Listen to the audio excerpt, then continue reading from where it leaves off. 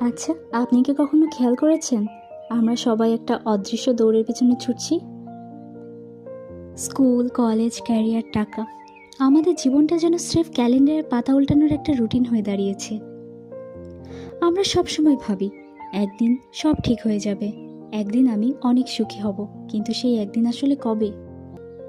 সত্যি বলতে সুখ কোনো গন্তব্য নয়। সুখ হলো এই মুহূর্তে আপনার হাতের ওই গরম চায়ের উষ্ণতা। সুখ হলো বিকেলের নরম আলোয় জানলার পাশে বসে একটুখানি আকাশ দেখা।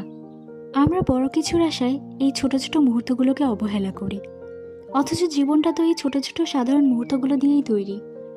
জীবনটাকে একটু রোমান্টিসাইজ করে দেখুন না। নিজের সাধারণ দিনগুলোকে মনে করুন সিনেমার কোনো একটি সুন্দর দৃশ্য। যখন সকালে ঘুম থেকে উঠবেন, তাড়াহুড়ো না করে জানলাটা খুলে দিন, রোদের লুকোচুরি দেখুন।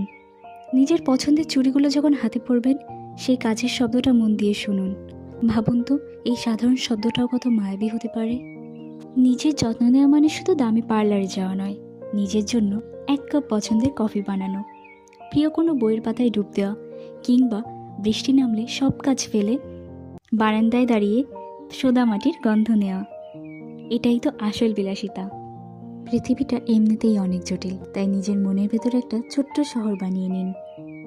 আপনি কি কখনো আকাশের দিকে তাকিয়ে থেকেছেন 10 মিনিট? এই নীল বা গোলাপি আভার মেঘগুলো কিন্তু একেবারেই চলমান ছবি। আমরা ছাদে যাই হাতে ফোন নিয়ে, অথচ আকাশটা যে কত বড় একজন অভিনেতা সেটা আমরা খেয়ালই করি না।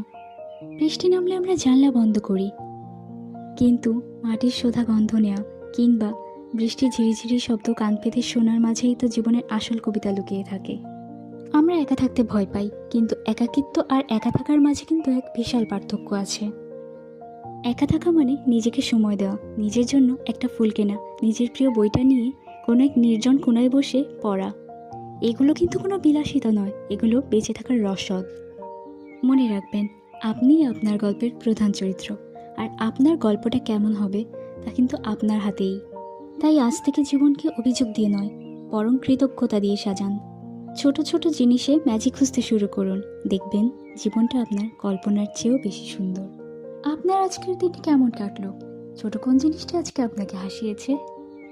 আজ না হয় নিজের জন্য একটু সময় দিন। ভিডিওটা ভালো লাগলে লাইক অ্যান্ড সাবস্ক্রাইব করতে ভুলবেন না। দেখা হচ্ছে পরের ভিডিওতে। খোদা হাফেজ।